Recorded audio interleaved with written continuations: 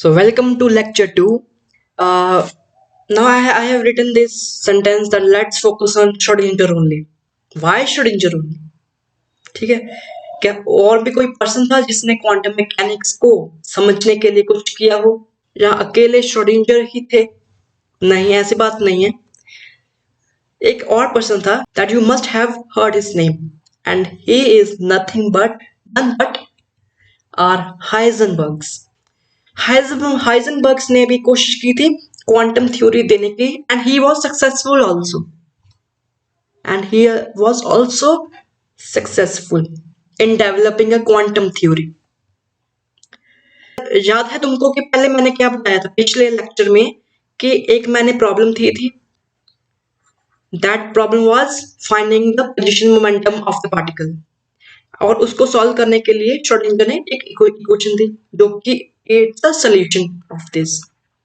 ठीक है, और उसके बाद उसने उसको क्या किया, डेवलप कर दिया वेव इक्वेशन को।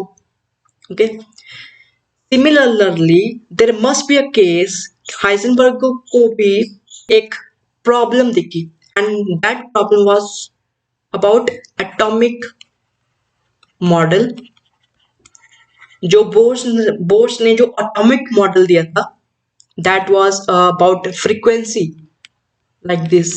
आई हैव नॉट वट कुछ भी इसका फॉर्मूला था, ऐसा कुछ फॉर्मूला था अबाउट द फ्रीक्वेंसी। एक जब ट्रांजिशन होती है from the for example n1 state to n2 state, और you can say that from L to M of the hydrogen atom. तो he was working on this problem कि frequency कितनी होगी। ठीक है, he was associated with this problem while Schrodinger was associated with the problem given by or hypothesis given by de Broglie. तो दोनों ने कोशिश की बट अलग अलग प्रॉब्लम्स को सॉल्व करी। Heisenberg was solving the Bohr's idea and Schrodinger was working on the de Broglie idea. ठीक है, और दोनों अपनी क्वांटम थ्योरी पे उन्होंने डेवलप की। तो हम हाइजेनबर्ग की quantum theory, not this must be a question for you that why Heisenberg's quantum theory is always neglected, उसको इग्नोर कर देते हैं हम। why? ये तो ना इंसाफी हुई ना हाइजेनबर्ग के साथ। तो बात ऐसी है कि हाइजेनबर्ग जो अपनी क्वांटम थ्योरी लेकर आए वो सही थी but it was limited.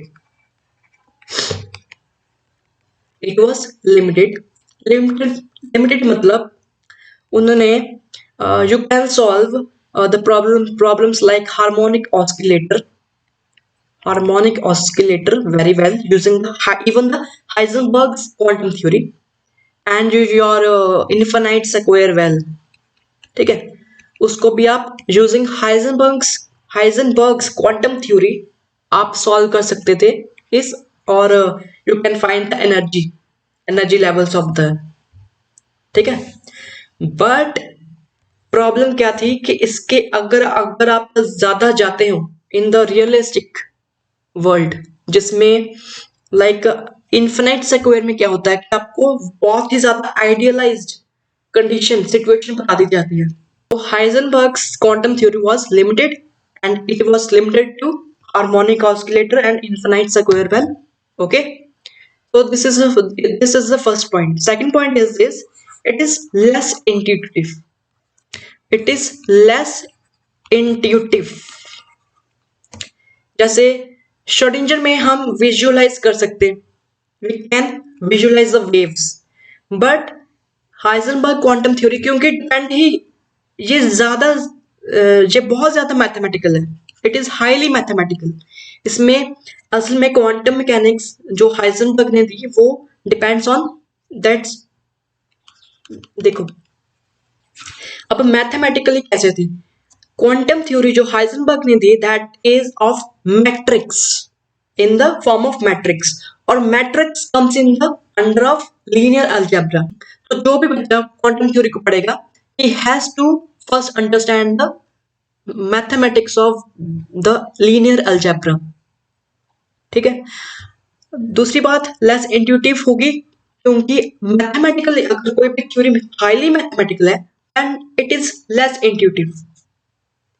While Schrodinger में हम विजुअलाइज कर सकते हैं दैट देयर इज वेव, तो वेव को तो हम कर सकते हैं ना, बट हाइजेनबर्ग ने कोई वेव थ्योरी, कोई वेव की बात नहीं की। तो इस वजह से लेस इंट्यूटिव होने की वजह से ये इसको समझना भी बहुत डिफिकल्ट है। It is a difficult task to understand Heisenberg's quantum theory, so that's why it is ignored. पूरी तरह से इग्नोर्ड नहीं है, क्योंकि इसके भी जो प्रिंसिपल्स हैं लाइक मैट्रिक्स प्रिंसिपल्स, लाइक उसमें ऑपरेटर जो हम बात करेंगे इसमें भी, तो ये दो बातें हैं कि first it was limited and second it was less intuitive. ठीक है, जिस वजह से इसको समझना बहुत डिफिकल्ट टास्क था and also it was limited. Okay, so that's why Heisenberg quantum theory was sidelined and Schrodinger equation was got famous and he got the Nobel Prize for that. Heisenberg को भी मिला, but it was entirely due to different reason, that due to uncertainty principle. Okay, तो Heisenberg ने ये quantum theory कब दी? It was just shortly before Schrodinger gave his quantum theory. तो सबसे पहले किसने दी? हाइजेनबर्ग ने अपनी quantum theory the, that was totally depend on matrix. It was all about the study of the matrix, solving, it was just studying the matrix, mathematics about linear algebra. ठीक है, तो Schrodinger ने उसके 1 साल बाद या 2 साल बाद दी होगी श्रोडिंगर ने। तो श्रोडिंगर की इक्वेशन बाद में आई, हाइजेनबर्ग की पहले आ गई। पहले आने के बाद भी Heisenberg theory was not famous. किसकी थ्योरी फेमस हुई? श्रोडिंगर की इक्वेशन की जो इक्वेशन थी वो फेमस होगी and he got the Nobel prize for that. So but Heisenberg's quantum theory did not go well beyond a certain point. I have told this already about. Let's focus on Schrodinger equation only. तो अब देखो, ऐसा भी नहीं मैं कह रहा कि जो हाइजेनबर्ग की जो थ्योरी थी क्वांटम थ्योरी उससे हमने कुछ सीखा नहीं। We learned a very crucial part of the quantum theory from Heisenberg theory also. क्योंकि हाइजेनबर्ग ने मैट्रिक्स, देखो ना, क्वांटम थ्योरी को समझने के लिए हमें मैथमेटिक्स तो चाहिए ही था। ठीक है, तो वहां से हमने सीखा कि how to give mathematics for the quantum mechanics. Okay, matrix में जैसे उन्होंने बात की थी ऑपरेटर्स की, that we can represent operators with the matrix form. ठीक है, तो वो चीजें हमने श्रोडिंगर इक्वेशन को सॉल्व करने के लिए भी यूज की हैं। फॉर एग्जाम्पल कि हमारे पास ये जो कॉम्प्लिकेटेड इक्वेशन है, that is this equation like -h² by 2m del 2 xi by del x² plus vx xi is equal to e xi। ठीक है, अब देखो, अब मैंने ऐसा भी नहीं कहा कि हाइजेनबर्ग की थ्योरी गलत थी, it was also correct, but बात यही थी कि हाइजेनबर्ग की जो थ्योरी थी दैट वाज लिमिटेड, बस यही फर्क था। तो बाद में जो साइंटिस्ट ने, फिजिसिस्ट ने कंपेयर करना शुरू कर दिया दोनों की थ्योरीज को, तो दोनों की थ्योरीज क्या हुई? इक्विवेलेंट ट्रू साबित हुई। इक्विवेलेंट ट्रू साबित हुई कि दोनों की थ्योरीज ट्रू हैं और इक्विवेलेंट भी है, कि we can represent this equation in the form of matrix equation as well।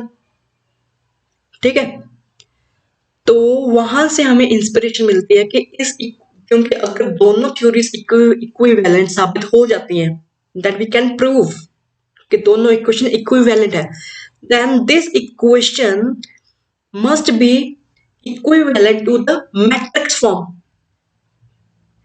ठीक है, सो वहां से हमें ऑपरेटर्स को मैट्रिक्स फॉर्म में लिखने का आइडिया मिलेगा।